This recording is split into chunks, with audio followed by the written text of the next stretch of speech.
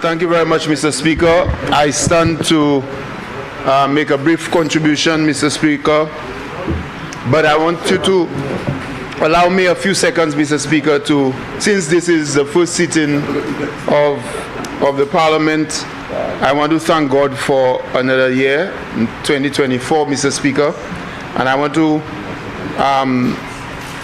promise the people of the North, Mr. Speaker, that I'll continue to do the best that I can to represent them in the Parliament. I support the borrowing of US $2.343 million, Mr. Speaker, from the CDF for the implementation of the Community Tourism Program. Mr. Speaker, my brief contribution will simply ask the Parliament and the people of St. Lucia who are watching, Mr. Speaker, to think of where we want to be in 3 years' time. Where do we want to be in 3 years' time? Mr. Speaker, we came to the House today, the Member of Parliament for Castries East and the Minister for Finance presented 3 motions. One, US 15 million from the International Development Association for the OECS Skills and Innovation Project, which focus on upskilling for youth, Mr. Speaker. Then we had the $42 million Tax Administration and Modernization Project and Land Administration Services Program. And this one, the $2.343 million for the Community Tourism Program. Mr. Speaker, just imagine a place where within communities all around St. Lucia, we have our people, both young people and older people, creating experiences for visitors, not only visitors from out of St. Lucia, but local visitors to experience the gastronomy, meaning the things that we cook, the things that we eat, to experience the music, to experience our hospitality on display in a well-organized way. Just imagine, Mr. Speaker, the connection between increased skills within our communities, which is what we spoke about earlier when we spoke about the OECS Skills and Innovation Project. Just imagine a country where our young people are given skills, where they can use these skills to cause the people who visit our communities to benefit. Just imagine, Mr. Speaker, a country where in different parts of St. Lucia you have the various specialties we saw in Dennery, the CMOS experience and so on. Just imagine in 3 years' time, in 4 years' time, when all of these experiences will come to bear and more people all around St. Lucia benefiting from the tourist dollar. And again, tourists meaning people who come from overseas, but people who are from Grosile, but who never went to Bellevue and they want to experience a nice solo or a nice conte or a nice storytelling evening. All of these can be very, very important. Mr. Speaker, when you speak of community tourism, we cannot divorce, Mr. Speaker, the whole business of buildings and old buildings.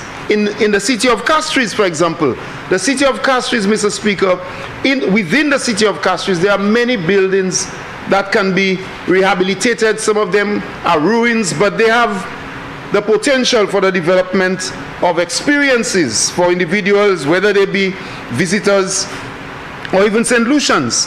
And then you heard, Mr. Speaker, the leader of the opposition talking about an 80-year-old building. Every time I heard the opposition speak about and what they consider to be an old building, they're saying that we are using an old building and returning a hospital to an old 80-year-old building. Mr. Speaker, this is really shameful to hear them speak about this. And I just went quickly, Mr. Speaker, to look at within the context of tourism and rehabilitating buildings. I went quickly, Mr. Speaker, to look at the age of hospital buildings around the world. And Mr. Speaker, the oldest hospital building which is still in use in England, St. Bartholomew's, the oldest one, Mr. Speaker, is 900 years old. The oldest hospital in England, 900 years old, Mr. Speaker. You know, when you had a leader of the opposition, and again, instead of educating St. Lucians, instead of telling St. Lucians who believe them that this is not the way to think, that because a building has been there for a very long time, it's of no use. It's you know, when people think like that, Mr. Speaker, they translate it subconsciously to the way they treat people, you know, Mr. Speaker. They will put elderly people on a side. Depuis bagay la gwan, il pa bon encore croiser rectly. Il pa ni valet. It's a very subconscious way of telling you how to treat things that people have worked on for years. And I want the opposition to listen to that. The oldest hospital which is still being used in England is 900 years old. In fact, it's more than 900 years old. It's about 902 years old. If you go to Brazil, Santa Catarina Hospital in Brazil was built in 1906. And it's still being used, Mr. Speaker. The oldest public hospital in Canada, where he comes from, is a product of the Kingston General Hospital, KGH, is the oldest public hospital in Canada. It was opened in 1835. We're speaking about community tourism, Mr. Speaker. I see you looked at me. We are speaking about the possibilities. Heritage tourism in the city of Castries. Making those things tourist attractions. That's right, Mr. Speaker. And I have said to the doctors and the administration of the Millennium Heights Medical Complex and to the staff of the Ministry of Health, I have said to them that the Victoria Hospital site is a prime tourism site, and we have to turn it into a prime tourist attraction for locals. The young people, the young nurses, the young doctors and St. Lucians need to know the history of Victoria Hospital and Dr. Owen King and so many, the matrons and so on, Nurse Lambert and Nurse Alsey and all of these people and so many others. These institutions are not just buildings, but the buildings, Mr. Speaker, the walls, the hallowed walls, have history and stories. And for the leader of the opposition, every time like that, to just stand up and talk about old buildings. You talk about St. Jude, where Mother Oma and all of these people struggled, Sisters of the Sorrowful Mother, struggled to ensure that we had a good community hospital at St. Jude, and every single time the opposition just stands up, oh, vieux l'hôpital, vieux bagay, and there are people jumping up in pampers and everything, believing those kinds of things. This is disrespectful, it's deliberate, and it goes to the heart of what the opposition represents, Mr. Speaker, and what they think about St. Lucians. When you diss St. Jude Hospital and you talk about an old 80-year-old building, you are dissing all of those people who sacrifice. And 80 years old. And they go even further to talk about the 80-year-old program in health. So when you tie all of this in, Mr. Speaker, the opposition has no regard for St. Lucians. And just one more, Mr. Speaker. He loves America. He's a product of Canada. The New York City Health and Hospitals, Bellevue, is one of the oldest hospitals in America. It was built in 1736. There's another one, the Charity Hospital in Louisiana. It was closed because of Hurricane Katrina, but it was built and it continued to function. It was built in 1736. Pennsylvania Hospital, 1751. And has he gone to visit the hallowed walls of all of these universities in England and these old universities in Oxford and Cambridge, and and although it's recent, has he gone to St. Augustine and all of those? They're a little younger, but still, we do not discard buildings because they are old. We say they are old. You understand? You go to the Mon And maybe that's why, Mr. Speaker, over the years, we have such disdain for us, St. Lucians, what we have built. So they mash up the prison. That ain't good. That's all. That's whatever. So, Mr. Speaker, I speak about community tourism in that context. Because when you really think about it, community tourism is really about traditions and culture and food and gastronomy and discipline.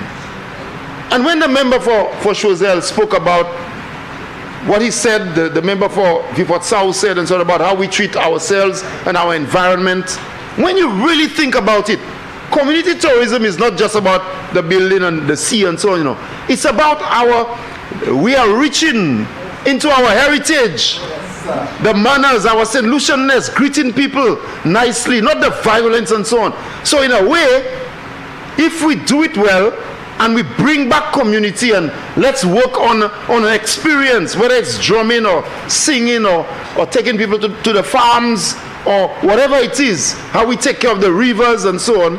When you really think about it, community tourism really is about us, our St. Lucianness that we can share with, as the brother for Castries South said, we can share with ourselves in St. Lucia and we can share with others. And when we develop ourselves and we show what we truly are, we're not violent people. Something has caused a small group of us, of our people, to become violent, and we have to stamp it out. But that's not us. That's not us. That's not St. Lucian. That's not the St. Lucianness in us. So what community tourism does, or what it will do, so when you go to Place Cassav and when you go to Dennery Fish Fry, the community itself will build an experience where you'll feel safe. It's not about making sure they have less police and them kind of thing. The moment you feel, well, in your community tourism is Holt and police we need to have, then we need to revisit how the community itself. So it's a community vibe. Yeah. So in Vieux-Fort North, where we have CMOS, I know Miku North is doing the CMOS thing, it's a community thing. Yeah. So they can tell the story. CMOS, yeah.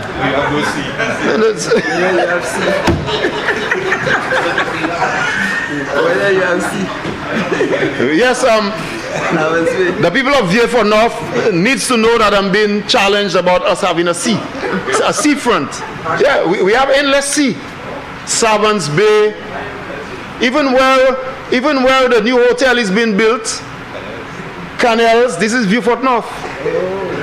Yes. Yeah, they don't know the boundary. So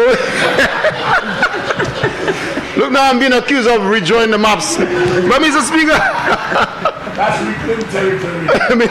Mr. Speaker, ça me garde à c'est ça fait community tourism, ça c'est nous, c'est Saint-Licien. Ça nous voulait faire c'est mouchoué Jean Saint-Lici, ça qui valait nous ni. Valait nous c'est pas violence. Adam moun apon bay violence ça pour bagay yo même, c'est un bagay nous ni pour croiser, nous ni pour tout bout, parce que Saint-Licien nous pas moun violence, nous c'est moun l'amour, nous c'est moun kilté, nous c'est moun qui aime bagay qui bon. Comme ça community tourism ni pour mener ces bagay ça là, aider nous mener sa vie, pas pour gens l'autre pays seulement, mais pour nous-mêmes. Et pour nous comprendre que nous ni bagay qui ni valait à toutes ces communes là. Babouno ni Sali, et jik en ces villes là tout. Jik en ces villes là, many countries in the world, Mr. Speaker, the city is a place of culture and art. Castries city must become a place of art and culture, and people on a Sunday, on a Saturday, on a Wednesday evening need to want to leave Soufrière or Vieux-Fort and say, well, tonight there's a play at Walcott House in Castries. Let's go down for the vibe. Robert Lee has a poetry reading or there's an art display. Let's go to Castries. And maybe on a Sunday there's a whole vibe in the boulevard with craft and paintings. And so the city itself, Mr. Speaker, has to become a center for community tourism in a vibe, so that when the whole country is mobilized around ourselves, when people, as the member for Castle South has said, when people come to our thing now, they're not just seeing the painting, because the painting by itself without a story, without a vibe, without a context, it's just paint. But when you put context to paintings and poetry and art and food and so on, then you have an experience. And that's what the member for Castle South and the Prime Minister and the Cabinet is trying to do. So this thing about old buildings and old people and so on, anytime the opposition comes with that, we have to mash them up with ashes. Tomorrow is Ash Wednesday. Mash them up with that, because they are trying to denigrate ourselves, our culture, the essence of St. Lucians, what we stand for. Give them some incense and holy water. So what I can see, Mr. Speaker, what I see happening is, I see a revival of not just things for tourists, but a revival of us, so that when we value us, there is no need to even tell people to clean their communities, because we're going to mobilize the country around, hey, this is important. How you throw in a refrigerator in the river when the river is connected to us? When long time ago, that's where our people took water from and cooked from. And when people understand these things, I'm not saying it's going to be easy, Mr. Speaker. It's going to be challenging, because this is a process. It's going to be challenging. But if we start one or two places and the successes, we can multiply the successes and so on. So, Mr. Speaker, it will help to build us and to build ourselves. I want to say to you also, Mr. Speaker, that I want to tie the community tourism activities to what the Prime Minister laid earlier in the House, the motion, and what the Minister for Education spoke to. So we are not only building skills for services like in restaurants and so on. These are very important. But when the young people get additional skills, just imagine, we have a place in Vieux North called Vigier, tranquil, a lot of land, flat, nice, beautiful. You hear the wind there in a different kind of way. I've told the people that's the best camping site. That's the best place for camping in St. Lucia. Just imagine if we turn that into a place where every year you have hundreds of people camping there with services, and you have young people with skills, with technology, and we increase the bandwidth and so on, and people that's tourism. People come into our communities to work, not just to come off the cruise ship, that's good. But just imagine if we develop spaces in St. Lucia where somebody decides, you know what, I come and spend a week in Babuno or in Bellevue or by the waterfall, and we have all the facilities, or and then I can do my work and I'm safe and everything. We can imagine the kind of exchange and so on. So reskilling and upskilling, all of these things tie into the community tourism. I love it, Mr. Speaker, because I know that my constituents will benefit in addition to the rest of the country. I've said before, our dream is to have a place of it's already fresh and green, and with our waterfalls, is to have arts, cultural exchanges, an amphitheater at Piero. We've started the drumming festival. We want to continue with that, but with exchanges. Just imagine you have this drumming festival, and for a whole weekend, as the member for Castle South has said to me, and that is the vibe that he wants. A whole weekend, you have people from French Guyana, you have people from Guadeloupe, you have drummers from Africa coming down for a whole week, having workshops in Bellevue, in Grace, and so on. Can you imagine what can happen? So you have a kind of community tourism that's based on culture and on art. We've spoken about fisheries and sea moss at Savans Bay, Grace Woodlands, a huge farming area with forests, and even that too, People want to come to see your local wood, what kinds of flora you have, and so on. Researchers, people, students coming in to do research. So I do not want the parliament and the country to think when we speak of tourism, we are only thinking of people who come off the cruise ship. No, the vision is wider, and you'll hear from the Minister for Tourism. I mean, it's wider than that. It is connecting people with communities. And the Airbnb concept, very good. And certainly I can't speak of what the Minister for Tourism will be presenting to the House and the Prime Minister in short order, but the whole business of Airbnb and how people can accommodate visitors and so on. I am excited, I am really excited about the future. I'm excited about the future, Mr. Speaker. I'm excited about the plans.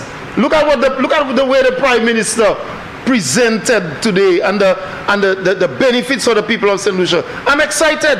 I'm excited for the young people of Beaufort North who are getting all of those benefits. One university graduate per household, the laptops for the children, the youth economy. I haven't even gone there yet. The youth economy. A number of people in my constituency have benefited. I want more to benefit, but I'm excited for them. It's not a doom and gloom thing where the leader of the opposition comes to chastise St. Lucians. We have no plan and this and that. What? We're not resilient. What were they doing for the young people? They said that 4,000 young people will be employed to clean horses. And then they turned back, Mr. Speaker, and told the young people that they will not be able to raise their local horses among the high-class thoroughbred horses. In air conditioned room. You understand? That is not what we are saying. We are saying here we are going to upskill, we are going to provide community tourism opportunities, and we are going to work hard for our people. But Mr. Speaker, I don't want to end if I do not pay tribute to the Minister for Tourism and Investment, Mr. Speaker. After COVID, when we came into government, you remember COVID? And you remember what happened to investment and tourism and our economy? And when we came into government under the leadership of the Member of Parliament for Castries East, the Minister for Tourism and his team went to work, the Cabinet of Ministers helping to guide, and look at what has happened to tourism and to investment, Mr. Speaker. It is not my place to speak about this. Budget is coming, but look at what has happened. And so I want to congratulate the Member of Parliament for Castries South and the work which he's doing, Mr. Speaker. And I want to tell him, move on. I want to congratulate the Prime Minister. People say sometimes, boy, you're all in government just 2.5 years. Why are you all congratulating and talking about? Yes, I want to congratulate the Prime Minister on his handling of this economy, Mr. Speaker. And that is how we are able, that is how, despite the challenges, interest rates internationally rising, the Ukraine war, inflation, but we were able, Mr. Speaker, to climate change issues. The Prime Minister has been able to guide this economy, create new avenues, the youth economy, and so many avenues for our people to become resilient and to deal with the challenges. Mr. Speaker, he took the 3 loaves and fed thousands. But I will say, to you, Mr. Speaker, I join all who will say to our own people, everywhere in St. Lucia, that this is not a one-man or one-woman job. This is not just a job for the government. In every nook and cranny of St. Lucia, this is a job for all of us. If you have a fence by the road, and there's grass and bush just behind the fence, I mean, if you don't clean that yourself, it says something that I will not describe here in the Parliament. But we have to be open. If you have a house, whether it's by the road or inside or wherever, and you are not upayefim, you have to clean around your house. And if everybody cleans around their house, we eventually will have a clean country. So I encourage everyone to do the basic things. Pas voyer frigider like there. Pas jeter galvanizer like there. There are some basic things we need to, all of us need to work harder on to keep our communities clean. And I wish to congratulate the council, the chairman of the council in VA4 North for a wonderful execution of the baton relay. And I wish to congratulate the Minister for Housing and Local Government and his team. But Mr. Speaker, I support this community tourism motion, and I say to you, I'm excited about the future. You saw what can happen to the future if we ever allow the presence who walked out back into this chair. Thank you very much, Mr. Speaker.